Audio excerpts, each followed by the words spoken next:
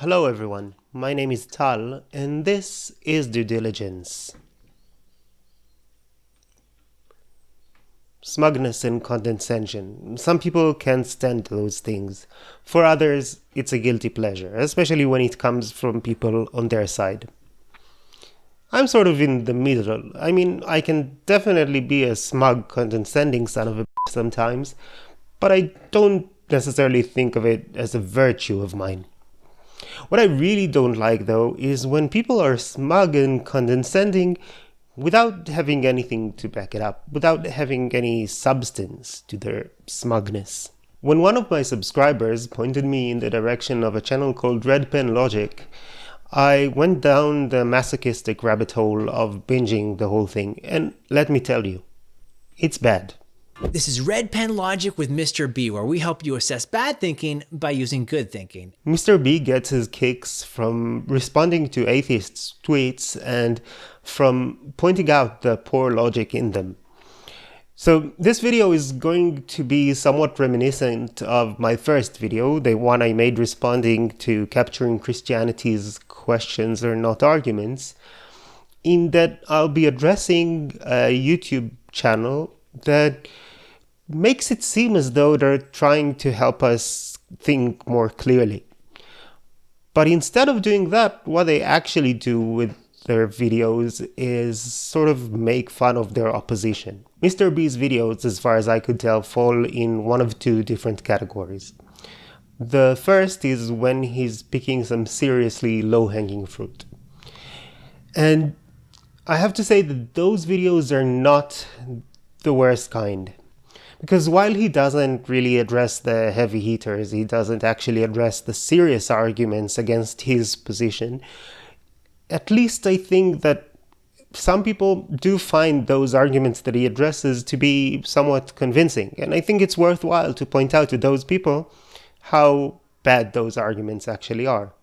But also because if he really is trying to teach people how to evaluate and assess arguments, then maybe giving some easy examples is fair play. I think it's very helpful for some. But then there's the other kind, where the thinking that he brings up, that he uses, is actually at least as bad as what he's trying to criticize, where it seems that maybe he doesn't actually understand the point that the person he's criticizing was trying to make, or that he doesn't understand how bad his point is. And those are the videos where his smugness comes off as hollow. And those are the ones that I want to address here. In today's tweet, K-Hole Adventure offers an analogy to show an inconsistency in the pro-life position. Here's what he says. If any of you pro-lifers get a tapeworm, you better suck it up and be a good host. Because tapeworms have a heartbeat and feel pain. It deserves a choice, and it chose to be its mother. This tweet has over 20,000 likes. 20,000. 20,000. That means over 20,000 people read this tweet and thought it actually made sense, because they don't know the difference between an argument from analogy, good, and the false analogy fallacy, bad. Arguments from analogy are a special kind of inductive argument. Basically, it reasons that because two things are similar, what's true of the first is also true of the second. Of course, no analogy is perfect. There's always going to be differences. But for an argument from analogy to work, the similarities have to be significant and the differences have to be superficial. But if the opposite is true, if the differences are significant and the similarities are superficial, we have a problem. No, Mr. B. For an argument from analogy to work, the similarities need to be relevant and the differences need to be irrelevant. So whatever's true of a tapeworm, the argument goes, is also true of an unborn human being. If it's okay to kill the tapeworm that has a heartbeat, feels pain, and lives inside the host, then it's also okay to kill the unborn human that has a heartbeat, feels pain, and lives inside the mother. Here's the problem, and it's a big one. This is a false analogy. The argument doesn't work because tapeworms and humans are very different. No analogy is all-encompassing. No one is going to say that tapeworms and humans are exactly the same, and therefore whatever is true for one is true for the other. We're trying to say something far more specific, and this is also why the similarities don't need to be all-encompassing. This analogy completely misunderstands the pro-life argument. We are not saying that anything inside the body that has a heartbeat and feels pain has therefore a right to life. We are not pro-life because something has a heartbeat or feels pain or is inside your body. We're pro-life because abortion kills an innocent human being inside the mother's body. Our argument is that human beings at any stage in development are intrinsically valuable and therefore should not be killed. The point here, I think quite obviously, wasn't that we shouldn't be killing tapeworms, nor was it that we should give human fetuses and tapeworms the same kind of consideration. The point is that when pro-lifers bring up the fact that the human fetus has a heartbeat and can feel pain, they are committing the red herring fallacy. They are bringing irrelevant points into the conversation. If these points are relevant considerations when we try to decide whether or not it's okay to abort a pregnancy, then these are relevant similarities between the two, which means that the argument from analogy holds. If these points are so irrelevant that the analogy fails, that's fine, but that just means that you also can't use these points to make your case for not terminating pregnancies, okay? It's not trying to make an all-encompassing claim about abortions or tapeworms. It's trying to make a claim about the red herrings that pro-lifers throw out there. Now let's check out another cool example, because here Mr. B actually does both things. He picks low-hanging fruit, and then he employs really bad thinking when responding to it. In today's example, the evolved primate offers an argument against objective morality and for subjective morality. The post reads, "Morals are objective? I disagree. For every immoral action, there exists a scenario where that action becomes moral. A killer asks you where your family is. Is it immoral to lie to save them? Morals are subjective. Notice the logic. If morality is dependent on the situation, then morality must be subjective." The evolved primate seems a bit puzzled on what it means for morality to be subjective. So the reason this is low-hanging fruit is because obviously evolved primate's tweet is wrong. I mean, considering situational circumstances is really not what moral subjectivism is. Mr. B is completely right about that. And if only he ended it there, I wouldn't even be commenting. But Mr. B wants to take it a step further. He wants to say that evolved primate actually affirms objective morality. To do that, Mr. B wants to educate us on definitions while being a total smug prick about it. So let's define some terms. Pay very close attention here because lots of little primates get confused on this. Subjective morality, also called relativism, is the view that morality is based on what some particular person believes. On this view, what is right and what is wrong depend completely on the individual or the subject. That's why they call it subjectivism. Now here's the payoff. Listen closely, you little primates. In subjective morality, right and wrong depend completely on the individual subject. But in objective morality, by contrast, right and wrong do not depend on the individual subject, but on the individual situation. The evolved primate has actually confused morality that's relative to situations, objectivism, with morality that's relative to subjects, relativism.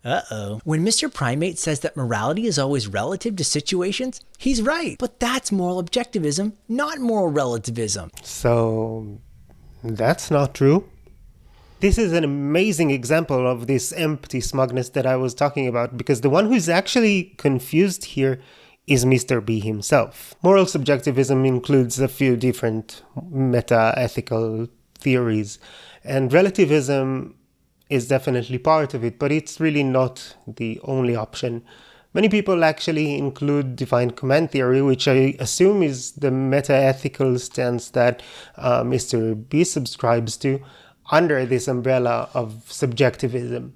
But Mr. B wants us to think that relativism is synonymous with subjectivism, and not only that, he wants us to think that individual relativism is the only type of relativism there is, when actually in philosophy people also speak of cultural relativism, maybe even more often than individual relativism. And cultural relativism doesn't really give the individual the final say on what is and isn't moral. And ideal observer theory, which is still categorized under moral subjectivism, is really not relativistic at all.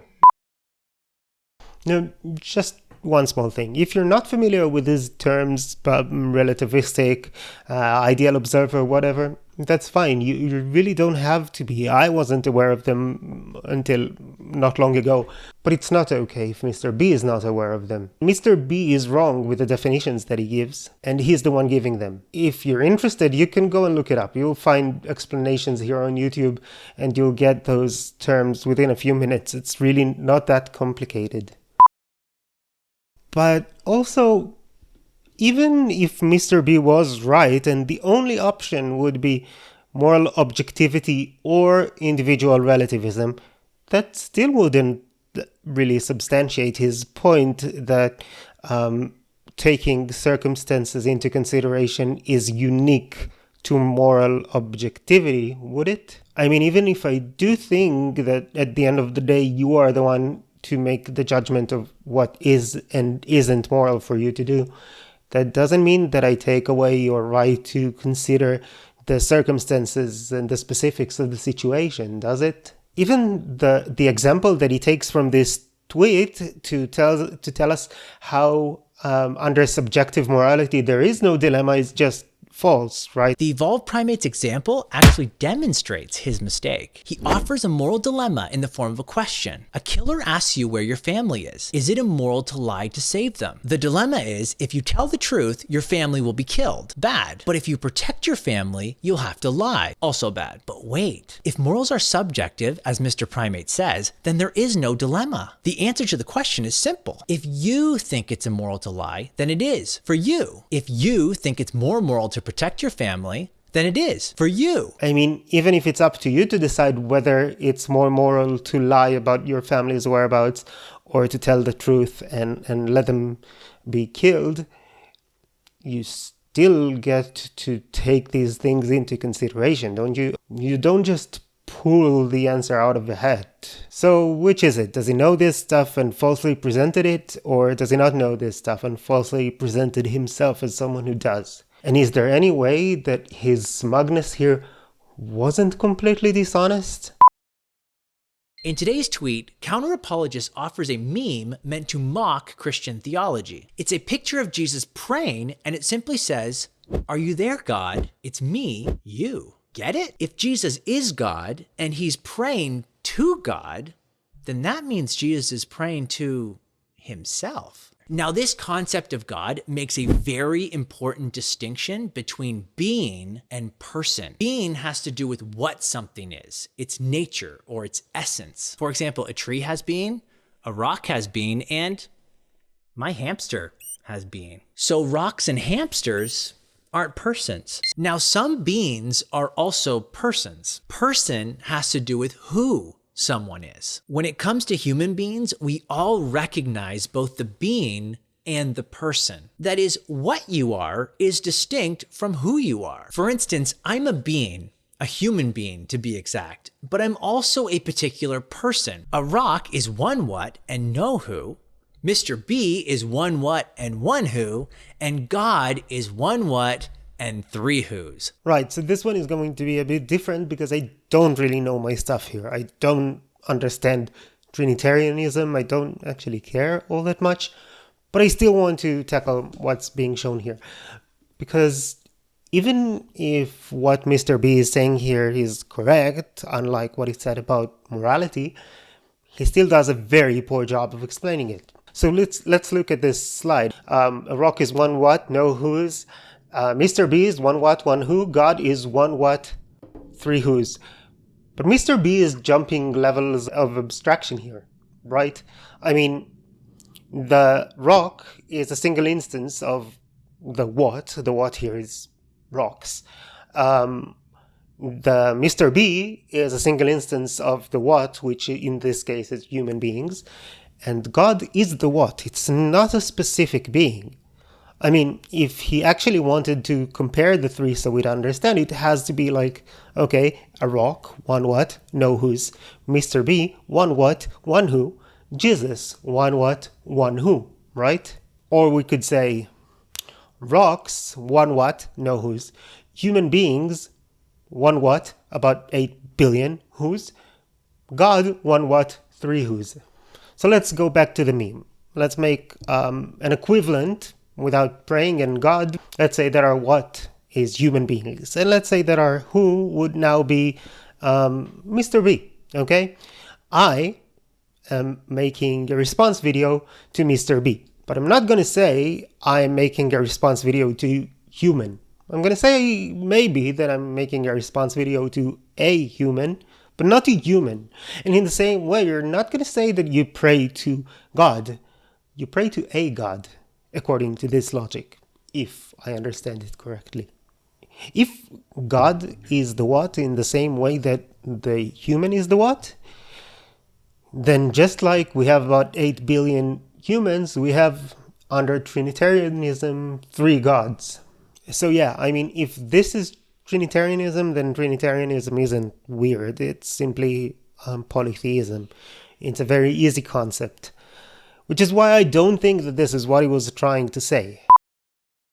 In today's example, Atheist QuoteBot offers a definition of faith from atheist Peter Boghossian. The tweet simply reads, "Definition of faith, pretending to know things you don't know." This is a quote from Boghossian's book, A Manual for Creating Atheists. It should have been called A Manual for Creating Atheists Who Create Straw Men. Now this comment is quite ironic, and I think you'll get why in a few moments. I haven't read the book, so I can't rule out the option that maybe there's something in there that'll give substance to Mr. B's accusations. But if I have to go off of what's in this video, his accusations seem completely empty. Now, seeing as I've heard this criticism being made by Christians about different people and about different situations, and also seeing as Mr. Reed doesn't really seem to mind throwing out empty accusations, I wouldn't really expect to find anything in this book that will prove me wrong, but, you know, maybe. And anyway, it's not like Mr. B says anything in here about how maybe we should read the book to get more context to understand his criticism. He seems to think that the tweet gives him enough grounding. So again, I could be ultimately wrong here, but even if I am, it's just like the Trinity thing. Mr. B's video remains a display of less than fantastic thinking. If you want to critique another's view, you have to critique their view and not your own distortion of their view. Boghossian says Christians think faith is a way of knowing, pretending to know things you don't know. Boghossian's definition isn't biblical. It may be his definition, but it's not the Bible's definition. Ours is actually just the opposite. Biblically informed Christians define faith as trusting in what you have good reason to believe is true. You know what's missing from this tweet that's kind of necessary for your criticism to actually be substantial? It's the word biblical. There's nothing here that indicates that Boghossian was trying to define or even address biblical faith. This word has more than one meaning, and I'm happy to grant that the Bible only means it in the way that you describe here, but many believers don't. Many believers cite it as their reason for believing. It's their reason for their trust. And we happen to think that it's really bad reasoning. And you actually seem to agree, right? Boghossian says faith is a bad way of knowing. He's right. So it's pretty clear that Boghossian's quote here wasn't about redefining biblical faith. It was about criticizing the fact that people cite faith as their reason for believing.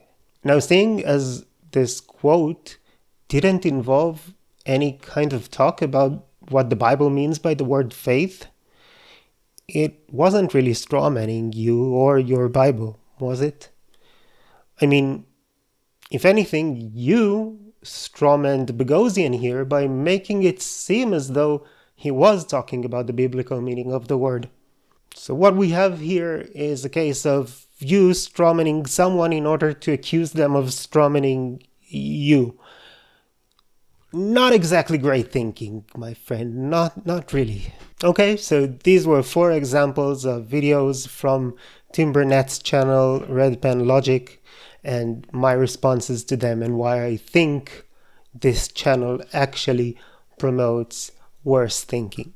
As usual, if I missed something or misunderstood something, I would love to know about it, and generally I would love to get your thoughts down in the comment section. If you like this video, then click the thumbs up and share it too. I would really appreciate it. If you're not subscribed yet, then click that and also ring the notification bell, of course. Thank you very much for watching. And remember, our world is complex, but it doesn't have to be complicated. Have a good one.